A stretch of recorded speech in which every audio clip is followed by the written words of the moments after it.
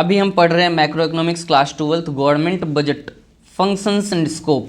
Government budget होता क्या है? सबसे पहले बजट समझो, बजट क्या होता है। A government budget is an annual financial statement showing item wise estimates of expected revenue and anticipated expenditure during physical year. यानी कि एक फिजिकल ईयर में हमारा कितना रेवेन्यू है, हमारे देश का कितना रेवेन्यू है और हमारे देश का कितना एक्सपेंडिचर है, इनका जो हम एस्टिमेशन लगाते हैं उसको क्या बोला जाता है? गवर्नमेंट बजट बोला जाता है। गवर्नमेंट बजट में हम क्या करते हैं?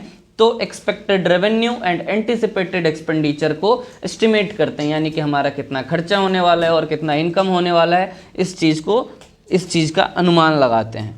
ठीक है, तो government budget, government plans budget according to its expenditure. तो गवर्नमेंट जो अपने एक्सपेंडिचर को प्लान करती है, अपने बजट को प्लान करती है, वो अपने एक्सपेंडिचर के हिसाब से प्लान करती है। तुमने देखा होगा कि गवर्नमेंट क्या करती है, कभी टैक्स बढ़ा देती है, कभी टैक्स घटा देती है। ऐसा क्यों किया जाता है? तो गवर्नमेंट का जितना खर्चा होता है, अपने खर्चे के हिसाब से अपना इनकम ढूंढती है, अपने इनकम का सोर्स बढ़ाती घटाती है। ठीक है, तो government earns money broadly from, government कहाँ कहाँ से पैसे अर्न करती है? तो tax, fees, fines, interest on loan given to states वगैरह को, जो हमारे राज्य को लोन देती है गवर्नमेंट, उसके बदले जो इंटरेस्ट मिलता है वो, and dividend from public sector enterprises. तो कोई सरकारी कंपनी है, सरकारी कंपनी से गवर्नमेंट को क्या मिलता है? तो कोई डिविडेंड मिल गया तो वो सारा गवर्नमेंट का अर्निंग होता है। वहीं पे गवर्नमेंट स्पेंड्स, खर्चा कहाँ कहाँ करती है? तो securing and providing goods and service to citizens, हमें जो फ्री में गुड्स एंड सर्विसेज मिलता है फ्री में या सस्ते दामों में वो, एंड लॉ एंड ऑर्डर, यानी कि फौज को, पुलिस को और इन लोगों को जो सैलरी दिया जाता है वो, internal security, defence staff salary, तुम्हारे स्कूल के टीचर को जो सैलरी मिलती है वो, ये सारी चीज़ें क्या है? गवर्नमेंट का खर्चा है। तो गवर्नमेंट पैसे कहाँ कहाँ से कमा रही है? टैक्स वगैरह से पैसे कमाती है, टैक्स, फीस, फाइन्स, इंटरेस्ट वगैरह, डिविडेंड वगैरह। और वहीं पे खर्च कहाँ कहाँ कर रही है? तो अपने देश के लोगों को फ्री सर्विसेज या फिर सस्ते में सर्विस प्रोवाइड करने के लिए, जैसे हमें स्कूल मिल जाता है, फ्री स्कूलिंग मिल जाता है, फ्री हॉस्पिटल मिल जाता है, रोड्स वगैरह पे खर्चे हो जाते हैं। तो ये सारी चीज़ें गवर्नमेंट उन पैसों से करती है। अब आता है हमारा कि ऑब्जेक्टिव क्या होता है, गवर्नमेंट बजट का ऑब्जेक्टिव क्या है? तो सबसे पहले गवर्नमेंट बजट का ऑब्जेक्टिव याद करने के लिए तुम ये याद कर सकते हो, गैप बियर। और गैप बियर का फुल फॉर्म तुम लोगों को याद है किसी को? जी फॉर क्या होता है? GDP growth. उसके बाद ए फॉर क्या होता है? Allocation of resources. P for provision for public goods, provision of public goods. B for क्या होता है? Balance regional growth. हाँ, फिर ई फॉर क्या होता है? Economic stability. दूसरे ई का मतलब क्या होता है? एम्प्लॉयमेंट अपॉर्चुनिटीज या जनरेशन।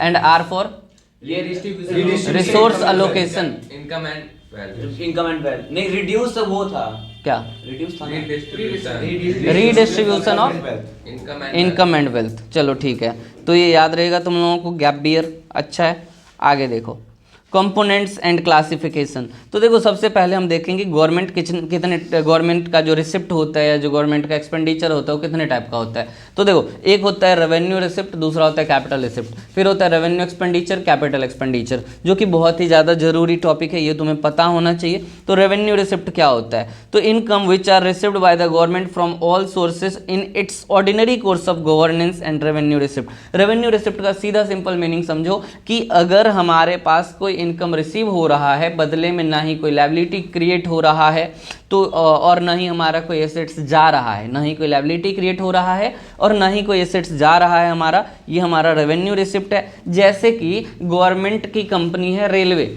Indian railway. अब इंडियन रेलवे का टिकट बेच के गवर्नमेंट ने जो पैसा कमाया वो रेवेन्यू रिसिप्ट है। गवर्नमेंट हमसे इनकम टैक्स चार्ज करती है, वो गवर्नमेंट का रेवेन्यू रिसिप्ट है। गवर्नमेंट को हम जीएसटी पे करते हैं, ये गवर्नमेंट का रेवेन्यू रिसिप्ट है। तो यानी कि जिससे ना ही कोई हमारा एसेट्स रिड्यूस हो रहा है और ना ही कोई लायबिलिटी क्रिएट हो रहा है, ये गवर्नमेंट का रेवेन्यू रिसिप्ट होता है। जो रेवेन्यू रिसिप्ट होता है वो मेनली दो टाइप का होता है। दो टाइप का कौन कौन सा है? तो एक होता है टैक्स रेवेन्यू और दूसरा होता है non tax revenue. Tax revenue का मतलब टैक्स दो टाइप का होता है, एक होता है डायरेक्ट टैक्स एंड दूसरा होता है इनडायरेक्ट टैक्स। डायरेक्ट टैक्स क्या हो गया? जैसे हमारा income tax, land tax, property personal property tax, तो ये सारा इनकम टैक्स है, ये सारा हमारा डायरेक्ट टैक्स है, यानी कि जिसके पास जितना ज़्यादा होगा उसको उतना ज़्यादा पे करना है। जैसे इनकम टैक्स का प्रोविजन है कि जितना कम कमाओगे उतना कम टैक्स देना है, जितना ज़्यादा कमाओगे उतना ज़्यादा टैक्स देना है। कुछ लोगों को तो टैक्स भी नहीं देना पड़ता है 5 लाख से कम इनकम वालों को।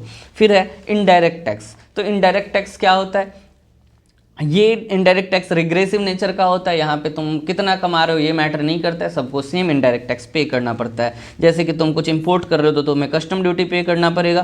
पहले सेल्स टैक्स हुआ करता था सारी चीज़ों पे, अब बहुत कम चीज़ें बची है जिस पे सेल्स टैक्स पे करना होता है या सर्विस टैक्स पे करना होता है या एक्साइज ड्यूटी पे करना होता है। जैसे लीकर हो गया, पेट्रोल हो गया, तो इन सब चीज़ों के ऊपर बाद बाकी चीज़ों पर हमारा GST लग जाता है। ठीक है, तो ये हमारा था टैक्स रेवेन्यू। अब हम देखते हैं नॉन टैक्स रेवेन्यू। वैसे मैं तुम्हें बता दूं कि गवर्नमेंट का सबसे बड़ा सोर्स ऑफ इनकम जो है हमारा वो टैक्स रेवेन्यू ही होता है। उसके बाद है non tax revenue. Non tax revenue में गवर्नमेंट को क्या क्या मिलता है?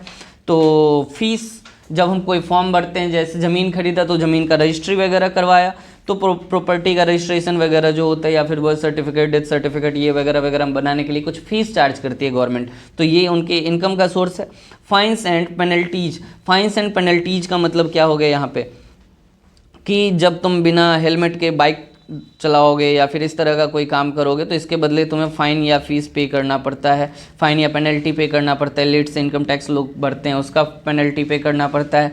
तो ये इन सारे चीज़ों से भी गवर्नमेंट का अच्छा खासा इनकम आ जाता है। फिर है profits from public sector enterprises, जैसे इनका इंडियन रेलवे हो गया, ONGC हो गया, तो इन सारे चीज़ों से गवर्नमेंट अपना इनकम जनरेट करती है। यहाँ पे एयर इंडिया को काट दिया क्योंकि पहले एयर इंडिया गवर्नमेंट का हुआ करता था, अब एयर इंडिया टाटा का हो गया, तो ये पब्लिक एंटरप्राइजेज नहीं है, ये प्राइवेट एंटरप्राइजेज हो गया। ठीक है, तो आगे सुनो, गिफ्ट एंड ग्रांट्स। तो जब जब गवर्नमेंट को पैसे की ज़रूरत होती है तो कभी कभी गिफ्ट एंड ग्रांट्स मिल जाता है। जैसे कि कुछ टाइम पहले तुमने देखा होगा कोविड के टाइम पे PM केयर फंड चालू था जिसमें गवर्नमेंट को अच्छा खासा ग्रांट मिल जाता था। तो जो अलग अलग कंट्री या फिर अलग अलग ऑर्गेनाइजेशन, इंटरनेशनल ऑर्गेनाइजेशन गवर्नमेंट को कुछ गिफ्ट या ग्रांट देती है तो वो गवर्नमेंट के अर्निंग का सोर्स है। फिर है हमारा स्पेशल असेसमेंट ड्यूटी, यानी कि गवर्नमेंट ने अगर तुम्हारा कुछ फ़ायदा कर दिया तो गवर्नमेंट उसके बदले कुछ चार्ज करती है। जैसे कि तुम्हारे घर के बगल में मेट्रो स्टार्ट हो गया, मेट्रो का स्टेशन आ गया, जिसके वजह से तुम्हारे घर के आसपास के ज़मीन का वैल्यू बढ़ गया होगा और उसका वैल्यू जैसे ही बढ़ेगा गवर्नमेंट उसके ऊपर स्पेशल असेसमेंट ड्यूटी लगाने वाली है। अब आगे देखो कैपिटल रिसिप्ट। कैपिटल रिसिप्ट क्या होता है? तो रेवेन्यू रिसिप्ट और कैपिटल रिसिप्ट में एक माइनर सा डिफरेंस है, माइनर नहीं मेजर बोलो इसको, क्योंकि कैपिटल रिसिप्ट में क्या होता है? कैपिटल रिसिप्ट में या तो हमारा एसेट्स डिक्रीज होता है, एसेट्स रिड्यूस होता है, या नहीं तो लायबिलिटी बढ़ जाता है। जैसे कि गवर्नमेंट को पैसे की जरूरत थी और गवर्नमेंट ने किसी से लोन ले लिया तो यहाँ पे लायबिलिटी इंक्रीज हो गया। अच्छा, अभी मैंने तुम्हें बताया था कि ट्रेन का टिकट, तो मैं एक एग्जांपल देता हूँ, उस एग्जांपल से तुम्हें दोनों ही चीज़ें समझ में आ जाएगी कि रेवेन्यू रिसिप्ट क्या होता है और कैपिटल रिसिप्ट क्या होता है। तो गवर्नमेंट ने ट्रेन का टिकट बेचा, ट्रेन के टिकट से जो अर्निंग किया वो रेवेन्यू रिसिप्ट है, इसके बदले ना ही कोई एसेट्स जा रहा है ना ही कोई लायबिलिटी आ रहा है। लेकिन वहीं पर अगर गवर्नमेंट ने पूरे के पूरे ट्रेन को ही बेच दिया तो ट्रेन को बेचने के बाद गवर्नमेंट को कैपिटल रिसिप्ट होगा, क्योंकि यहाँ पे एसेट्स डिक्रीज हो गया है। या फिर किसी से लोन लिया तो कैपिटल रिसिप्ट तो हुआ है लेकिन यहाँ पे गवर्नमेंट का लायबिलिटी इंक्रीज हो गया। तो इस बात को याद रखना है तुम्हें। ठीक है, आगे सुनो। तो अब capital expenditure and revenue expenditure देखते हैं। तो 1 साल से ज़्यादा का खर्चा जिससे या तो हमारा कोई एसेट्स बनता है या नहीं तो हमारा कोई लायबिलिटी डिक्रीज होता है, तो वो कैपिटल एक्सपेंडिचर होता है। वहीं पर रेवेन्यू एक्सपेंडिचर से ना ही कोई हमारा एसेट्स बनता है और ना ही कोई हमारा लायबिलिटी डिक्रीज होता है। तो ये क्या क्या चीज़ है कैपिटल एक्सपेंडिचर? तो गवर्नमेंट ने किसी कंपनी में इन्वेस्ट कर दिया, कोई एक्सपेंडिचर, कोई लैंड खरीद लिया, कोई मशीन, कोई इक्विपमेंट, इरिगेशन प्रोजेक्ट जैसे नहर वगैरह बनवा दिया, तो एक कैपिटल एक्सपेंडिचर है। ये 1 साल से ज़्यादा चलेगा और 1 साल से ज़्यादा चलने के साथ साथ गवर्नमेंट का ये एक एसेट्स का काम करता है। लेकिन वहीं पर रेवेन्यू एक्सपेंडिचर की बात करें तो तुम्हारे स्कूल के, सरकारी स्कूल के टीचर की सैलरी, या फिर डिफेंस में जो लोग हैं तो उनको जो सैलरी पे किया जा रहा है, तो इन डॉक्टर, सरकारी हॉस्पिटल के डॉक्टर की सैलरी, ये सारा हमारा रेवेन्यू एक्सपेंडिचर होता है, गवर्नमेंट का रेवेन्यू एक्सपेंडिचर होता है। तो यहाँ तक क्लियर है तुम्हें? ओके, अब आगे क्या है? तो distinction between capital expenditure and revenue expenditure तो तुम्हें समझ में आ गया होगा। अगर अभी भी कोई दिक्कत है तो इसका स्क्रीनशॉट ले लेना। अगला है मेजर्स ऑफ गवर्नमेंट डेफिसिट। तो देखो गवर्नमेंट डेफिसिट क्या होता है, देखो गवर्नमेंट डेफिसिट में 3 तरह की चीज़ें आती है, एक होता है रेवेन्यू डेफिसिट, दूसरा होता है फिस्कल डेफिसिट एंड तीसरा होता है प्राइमरी डेफिसिट। इन तीनों को समझा देता हूँ अच्छे से। तो रेवेन्यू डेफिसिट क्या होता है, तो तुमने अभी रेवेन्यू रिसिप्ट के बारे में पढ़ा था और रेवेन्यू एक्सपेंडिचर के बारे में पढ़ा था। Revenue receipt and revenue expenditure क्या होता है वो तुम्हें पता है। तो रेवेन्यू एक्सपेंडिचर में से जब हम रेवेन्यू रिसिप्ट को माइनस करते हैं और अगर हमारा रेवेन्यू एक्सपेंडिचर ज़्यादा होता है रेवेन्यू रिसिप्ट से तो वो रेवेन्यू डेफिसिट कहलाता है। यानी कि हमारा खर्चा अगर हमारे इनकम से ज़्यादा है तो वो क्या कहलाएगा, डेफिसिट होगा। ठीक है, वहीं पे फिजिकल डेफिसिट की बात करें तो हमने अभी देखा था कि जो हमारा एक्सपेंडिचर होता है वो एक रेवेन्यू होता है और एक टोटल होता है, उसी तरह से रिसिप्ट भी रेवेन्यू और कैपिटल होता है। तो total expenditure minus total receipt अगर करेंगे, total expenditure minus total receipt, total expenditure minus total receipt अगर करेंगे यानी कि इसमें रेवेन्यू और कैपिटल दोनों इंक्लूडेड होगा। Revenue expenditure plus capital expenditure minus revenue receipt plus capital receipt, तो इनसे जो हमारा डिफरेंस आएगा यानी कि अगर हमारा टोटल एक्सपेंडिचर ज़्यादा होगा as compare to total receipt तो वो क्या कहलाएगा, फिजिकल डेफिसिट कहलाएगा। अब एक बात बताता हूँ, प्राइमरी डेफिसिट क्या होता है। तो अगर हम एक हाउस होल्ड को देखें, एक हाउस होल्ड में 2 तरह के खर्चे होते हैं। कुछ खर्चे होते हैं जो उनका नॉर्मल खर्चा होता है और कुछ खर्चे होते हैं जिसमें उनको ईएमआई पे करना होता है। अब लेट सपोज कि एक हाउस होल्ड है जिनका नॉर्मल खर्चा जो महीने का है वो 20,000 रुपया है और उन्होंने एक बाइक खरीदा या फिर एक घर खरीदा और घर का ईएमआई जा रहा है 20,000 रुपया पर मंथ। तो 20,000 रुपया पर मंथ ईएमआई जा रहा है और उनका नॉर्मल खर्चा भी 20,000 रुपया है। अगर मैं तुमसे पूछूं कि उनका टोटल खर्चा कितना है तो तुम क्या बताओगे, 20 + 20 40,000। लेकिन अगर वो घर नहीं खरीदे होते तो उनका खर्चा कितना होता, तब सिर्फ 20,000 रुपया उनका खर्चा होता जो नॉर्मल खर्चा है। 20,000 रुपया एक्स्ट्रा उन्हें सिर्फ ईएमआई का पे करना होता है जो कि नॉर्मल खर्चा नहीं है। यानी कि प्राइमरी एक्सपेंडिचर देखा जाए वहाँ पे तो उनका प्राइमरी एक्सपेंडिचर सिर्फ 20,000 रुपया है। हम ईएमआई 30,000 रख लेते हैं, टोटल खर्चा हमारा 50,000 है, ईएमआई 30,000 और 20,000 नॉर्मल खर्चा है। तो प्राइमरी एक्सपेंडिचर जो है हमारा वो कितना है, 20,000 है। उसी तरह से गवर्नमेंट क्या करती है, तो जब हमारा डेफिसिट होता है, जब हमारा फिस्कल डेफिसिट होता है, पैसों की कमी होती है तो गवर्नमेंट कहीं ना कहीं से लोन ले लेती है। अब लोन का इंटरेस्ट भरना पड़ता है टाइम टू टाइम गवर्नमेंट को, जो कि हमारे खर्चे में आ जाता है। तो टोटल एक्सपेंडिचर में हमारा इंटरेस्ट भी शामिल होता है। लेकिन जब हम ये चेक करने के लिए चेक कर रहे हैं कि अगर हमें इंटरेस्ट ना पे करना पड़े तो हमारा कितना डेफिसिट होगा, तो उस केस में हम क्या निकालते हैं, प्राइमरी डेफिसिट निकालते हैं। इसमें हम इंटरेस्ट को इंक्लूड नहीं करते हैं। तो प्राइमरी डेफिसिट तुम्हें समझ में आ गया होगा।